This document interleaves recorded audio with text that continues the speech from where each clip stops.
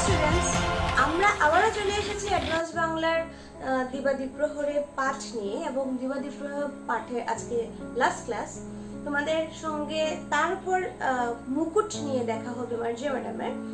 মুকুট একটা নাটক এবং সেই নাটকের মধ্যে রাজত্ব এবং বলতে পারো যে রাজ্যের মধ্যে যা দুর্নীতি চলে এবং পরিবারের মধ্যে যা দুর্নীতি চলে সেই নিয়েই একটা ছোট্ট এবং খুবই দরকারি এবং খুব প্রয়োজনীয়, কারণ সেটা আমাদেরই পার্শ্ববর্তী রাজ্য ত্রিপুরা রাজ্যের কাহিনী।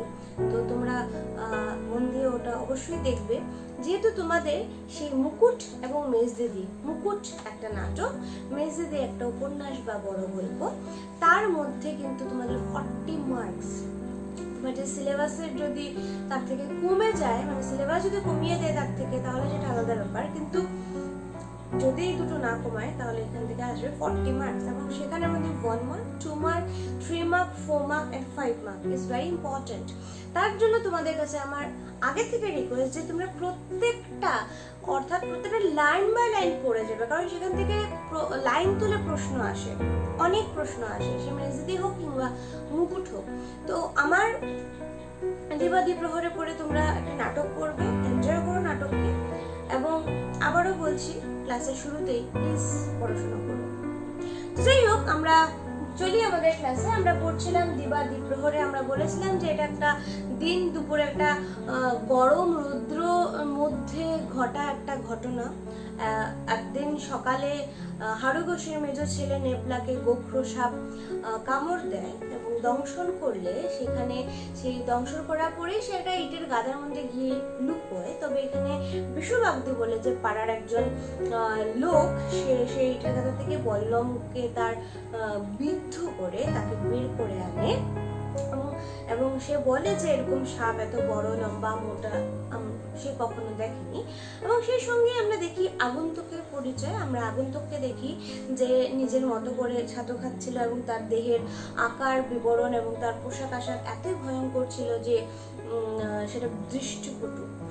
আমরা দেখলাম যে সে ডাক্তার এসে নেপলাকে কিছু বাঁধন দিয়ে কিছু ওষুধপত্র দিয়ে তাকে রেখে গিয়েছিল। সেখানে সে বলেছিল যে ডাক্তারিতে কিছু হবে না, সে মন্ত্র ঝাড়বে আর সে এমনিতে উঠে আসবে।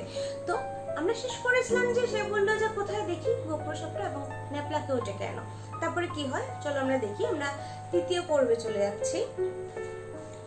দেখিতে দেখিতে জনতা সাপ ছাড়িয়ে আগন্তুককে লইয়া পড়িল। আমি বলেছিলাম যে আমাদের পৃথিবীতে সব থেকে বড় যেটা মানুষের মধ্যে রক্তের মধ্যে মিশে আছে সেটা অন্ধবিশ্বাস এবং কুসংস্কার। যেই বললো যে মন্ত্র পড়ার সাথে সাথে নেপলা জেগে উঠবে, ঠিক হয়ে যাবে, ততক্ষণে সেই সাপ ছেড়ে যত ধরনের জনতা ছিল, যত ধরনের জনসাধারণ ছিল, তারা সবাই সে আগন্তুকের দিকে দেখতে লাগলো। আগন্তুক কি করছে, কিভাবে সে নেপলাকে সুস্থ করে তুলবে সেটা দেখতে চলে গেল। দ্রুত বেগে রটিয়া গেল একজন মস্ত গুণী ওঝা আসিয়াছেন। দ্রুত বেগে, খুব স্পিডে এইভাবে রিউমার ছড়ায়, ঠিক আছে, খুব স্পিডে, খুব তাড়াতাড়ি ছড়িয়ে গেল সবার মধ্যে, সব জনসাধারণের মধ্যে যে একজন অনেক বড় গুণী ওঝা এসেছেন। হাড়ুঘোষকে খবর দিতে লোক ছুটিল এবং খবর পাইবা মাত্র তিনি সর্বাহত পুত্রটিকে লইয়া ব্যস্তভাবে ঘটনাস্থলে আসিয়া পৌঁছলেন। এবং হাড়ুঘোষ যখন শুনলেন যে এরকম একজন ওঝা এসেছেন, তখন সর্বা মানে জাস্ট একটু সকালবেলা যে ছেলেটাকে কামড়েছে যে সাপ, সেই দেহকে নিয়ে, সেই পুত্রকে নিয়ে এসে ব্যস্তভাবে যেখানে আগন্তুক আছে বা সাপটা আছে তাকে সেখানে নিয়ে গেল। বিশাল জনতার রুদ্ধশ্বাসে আগন্তুকের কার্যকলাপ দেখিতে লাগিল। বড় অনেকটা মানুষ জড়ো হয়ে গেছে এবং সবাই রুদ্ধশ্বাসে, মানে এখন কি হয় কি না হয়, এইভাবে এখন কি হলো রে, এখন কি করবে রে বলে আগন্তুক যা যা করছিল সবাই মিলে কি করছিল, তাকাচ্ছিল, দেখছিল কি করে সে, কি না করে। আগন্তুক বলিল, পায়ের বাঁধন খুলে দাও। হাড়ুঘোষ তার ছেলেকে নিয়ে আসে এবং সে বলে কি যে পায়ে যে বাঁধন ডাক্তার দিয়ে গেছিল, বলেছে সেই বাঁধনকে খুলে ফেলো। তৎক্ষণাৎ পায়ের বাঁধন খুলিয়ে দেওয়া হলো। ঠিক সেই মুহূর্তে পায়ের যে বাঁধন আছে সেটাকে খুলে দেওয়া হলো। এবার সাপটাকে ছেড়ে দাও বলছে, এবার সাপটাকে ছেড়ে দাও। বিশ্ববাগদি বলিল, ছেড়ে দিলে ফের যদি ছুটে গিয়ে কামড়ায় কাউকে। বিশ্ববাগদি বলছিল সে সচেতন একজন নাগরিক, সেই জন্য বলছিল ছেড়ে দিলে তো আরেকজন কাউকে কামড়াবে। আচ্ছা আমি ধরছি, খুলে নাও তুমি, বললো কামড়াবে, চালাকি নাকি, সে কি করছে, বলছে কামড়াবে, আচ্ছা ঠিক আছে দাও, আমি খুলে নিচ্ছি, আমি ধরছি, তুমি জাস্ট বলনটা তুলে নাও। কামড়াবে? চালাকি হচ্ছে। নির্ভয়ে আগায়া গিয়া আগন্তুক সাপটাকে ধরিল। কোনো ভয় ছাড়াই এগিয়ে গিয়ে আগন্তুক যে অপরিচিত ব্যক্তি, সে সাপটাকে ধরল। ধরিবা মাত্র সাপটি সগর্জনে তাহার ডান হাতে একটা ছোবল বসাইয়া দিল। যে ধরল সাপটাকে, সে এতক্ষণ ধরে কষ্ট পাচ্ছিল বল্লমবিদ্ধ হওয়ার জন্য, ফলত সে গর্জনের সহিত তার আগন্তুকের ডান হাতে একটা কামড় দিল। ইহাতে বিন্দুমাত্র বিচলিত না হইয়া আগন্তুক বাম হাতে সাপটাকে ধরিয়া গর্জন করিয়া উঠিল। খুলে নাও বললাম। হচ্ছে তাকে যে হাতে যে দংশন করলো, তাতে সে একটুকু ঘাবড়ালো না, বিচলিত হলো না। না হয়ে সে বাম হাতে এবার সাপটাকে ধরে বললো, খুলে নাও বললাম না। একটু ইতস্তত করিয়া বিশ্বভারতী অবশেষে বলনটা খুলিয়া নিল। একটু ভাবছে খুলবো কি খুলবো না ভাবতে আবার ভাবছে ঠিক আছে, ও খুলে নিল। সাপটা আগন্তুকের বাম হাতে দংশন করিল এবং বাহুপাকে সমস্ত হাতখানা বেষ্টন করিয়া ধরিল। তারপর যে বাম হাতে তাকে ধরা ছিল, সে বাম হাতেও দংশন করলো এবং পুরো বাঁ হাত ধরিয়ে পেঁচিয়ে তাকে তার বাঁ হাতের মধ্যে এভাবে আটকে রইল। ঠিক আছে, পুরো বাঁ হাতকে ধরে আটকে রইল। এবার কি বলছিলাম, আগন্তুকের সমস্ত মুখে অদ্ভুত হাসি, প্রচন্ড বাজে হাসি, তার মুখে অদ্ভুত হাসি। ছাতু মাথা খোঁচা খোঁচা গোফদারি ভেদ করিয়া বিকট একটা অট্টহাস্য চতুর্দিক কাঁপিয়া গেল। যে ছাতু, এই যে তার পুরো মুখের মধ্যে যেটা দাড়ি ছিল খোঁচা খোঁচা, সেই খোঁচা খোঁচা দাড়িগুলো ভেদ করে তার অট্টহাসি, জোরে জোরে হাসিটা ফেলে গেল, চারিদিকে কাঁপিয়ে তুললো, বিকট একটা হাসি হাসলো। রাগ করছো কেন চাঁদ? দাও, চুমু দাও আমাকে। কাকে বলছে? ক্রুদ্ধ বিষধর তাহারে অনুরোধ রক্ষা করিল। তৎক্ষণাৎ সাপটি গণ্ডদেশে একটা করাল চুম্বন অঙ্কিত করিয়া দিল। যখন বলছে রাগ করছো কেন চাঁদ, সাপকে উদ্দেশ্য করে সে আগন্তুক বলছে, বাম হাতে ধরেছিল, বললাম জড়িয়েছিল, রাগ করছো কেন চাঁদ, চুমু দেবে, দাও। যে কথা বললো, আমাদের লেখক বললেন যে সাপ কিন্তু আগন্তুকের কথা রেখেছে এবং তার সেই সময়ে ঠিক তার গণ্ডদেশে অর্থাৎ গলায় আরেকটা ছোবল মারল। এই বলে আমাদের দ্বিতীয় পর্বের শেষ। আমরা চতুর্থ পর্ব দেখব। সন্ধ্যার আর বেশি বিলম্ব নেই। সকালবেলা মারা হয়েছিল, দুপুরবেলা ভিড় আগন্তুকেরই, এবার সন্ধ্যার দিকে যাচ্ছে। উত্তেজিত জনতা কলরব করিতেছে। এবার উত্তেজিত হয়ে গেছে জনতা, কি হচ্ছে কি না, এবার চিৎকার চেঁচামেচি করছে। হারু ঘোষের মেজ ছেলে এবং আগন্তুক উভয়েরই মৃতদেহ পাশাপাশি পড়িয়া রহিয়াছে। সবটা নাই, কি হলো? যে বাঁধনটা খুলে ফেলতে বলায় বিষ পুরো শরীরে চলে যায় এবং নেপলার মৃত্যু হয়। ঠিক একইভাবে তিন জায়গায় আগন্তুককে দংশন করায় আগন্তুক মারা যায় এবং দুজনের লাশ পাশাপাশি অবস্থায় দুদিকে পড়ে থাকে, যেটাতে পুরো জনসাধারণের মধ্যে একটা চিৎকার আওয়াজ শুরু হয়ে যায়। আর এই ফাঁকে সাপ কিন্তু চলে গেছে। দারোগা আসিয়া প্রবেশ করিলেন।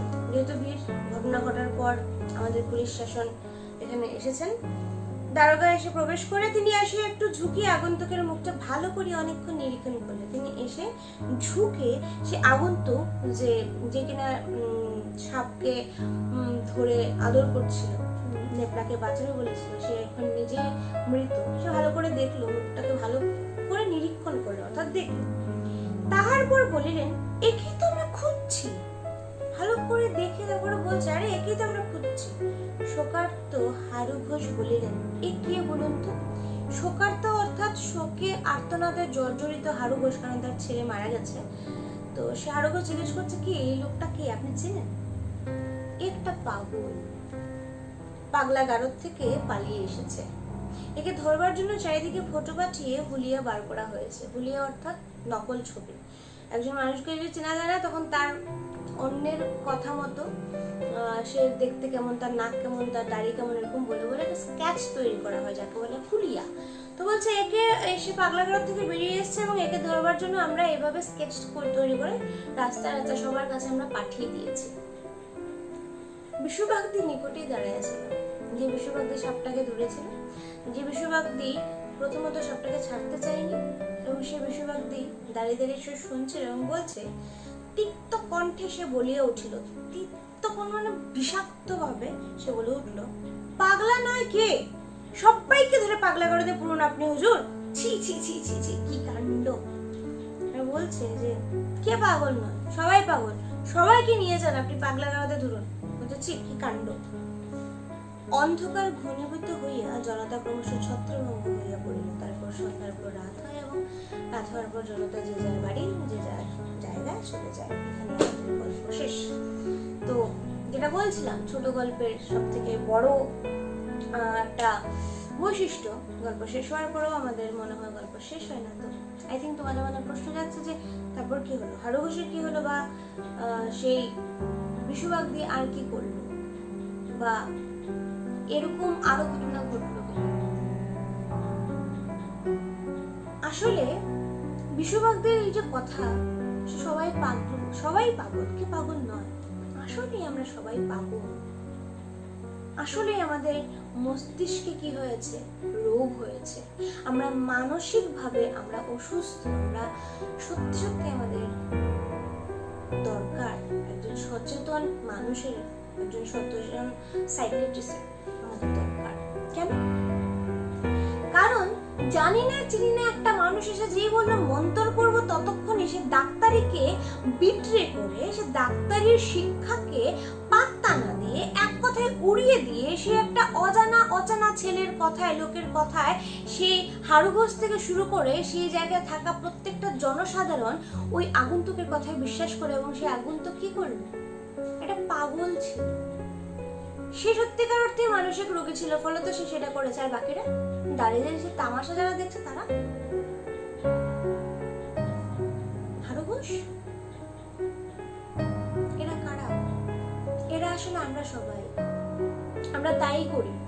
সকাল থেকে সন্ধ্যা পর্যন্ত যে ঘটনাটা ঘটলো, এই ঘটনার মধ্যে দিয়ে কি বলতে চেয়েছেন আমাদের লেখক, যে অন্ধবিশ্বাস কুসংস্কার না বিজ্ঞান। বিজ্ঞানের সৃষ্টির ফলে অন্ধবিশ্বাস কুসংস্কার খানিকটা গেলেও পুরোপুরি মানুষের মন থেকে এখন পর্যন্ত যায়নি।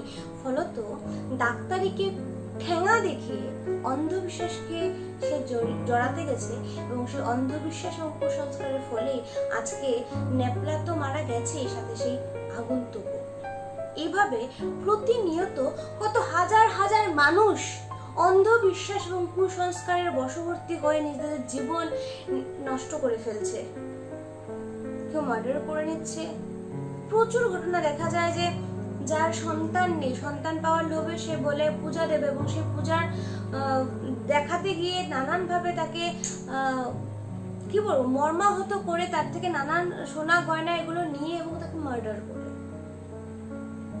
অন্ধবিশ্বাস এবং কুসংস্কার তাছাড়া আর আমাদের কিছু দেয় না। যদি কিছু দেয় তবে সেটা হচ্ছে গিয়ে একমাত্র দুঃখ, কষ্ট, যন্ত্রণা। বাস্তবতাকে নিয়ে বাঁচতে শেখা, এটাই দেখানো হয়েছে এই উক্ত গল্পের মধ্যে। আমরা যেন ভবিষ্যতে অন্ধবিশ্বাসকে বা কুসংস্কারের মধ্যে আবদ্ধ হয়ে না যাই, যাতে আমাদের অবস্থা ন্যাপলা কিংবা আগন্তুকের মতো না হয়, সেই চেষ্টাই আমরা করি। এই একটা ইঙ্গিত আমাদের দিয়েছেন। এবং এই দিবাদ্বীপ প্রহরের নামকরণটা এই জন্যই সার্থক। আগেও বলেছি যে যেহেতু একটা দুপুরে একটা মস্ত বড় ঘটনা হয়ে যায় এবং একটা জীবন, দুটো জীবন চলে যায়, ফলত এটা একটা সার্থক ছোট গল্প, এটা তার নামকরণও সার্থক হয়েছে। এবং এই গল্পটার মধ্যে দিয়ে লেখক একটা ব্যঙ্গমা দেখানোর চেষ্টা করেছে, এটা ব্যঞ্জনার মধ্যে দিয়ে। ব্যঞ্জনা আমি বলেছিলাম যে ডিরেক্টলি কিছু না বলে, পরোক্ষ ইনডাইরেক্টলি ভাবে তোমাকে যখন কেউ কিছু বলতে যায় তখন তাকে বলে ব্যঞ্জনা। সে ব্যঞ্জনার মাধ্যমে লেখক আমাদের চোখে আঙুল দিয়ে বলতে চেয়েছেন যে অন্ধবিশ্বাস আর কুসংস্কার কখনো জীবন দেয় না, বরঞ্চ জীবন নিয়ে নেয়। তো আমরা যেন ভবিষ্যতে এই অন্ধবিশ্বাসে এবং কুসংস্কারে জড়িয়ে না পড়ি, না কখনো কাউকে জড়াতে দেই, এই প্রতিজ্ঞাটা করি। তোমাদের মধ্যে অনেকেই আছো যারা ভূত, যারা তাবিজ এসবে বিশ্বাস করো। আমার কথা না, যারা পণ্ডিত আসলে তাদের কথা নিয়ে আমি আমার বক্তব্য রাখছি। এই তাবিজ, কবজ, জলপড়া, হেনপড়া, ভূত, প্রেত সব আমাদের বানানো। তো যেহেতু আমরা বানিয়েছি, তো আমরা এটাকে শেষ করতে পারবো, যাতে আমরা একটা সুস্থ বাস্তব জীবন গড়তে পারি, তারই চেষ্টা করেছেন লেখক। এবং এই পাঠ অনুশীলনের মাধ্যমে আমিও তাই চেষ্টা করছি।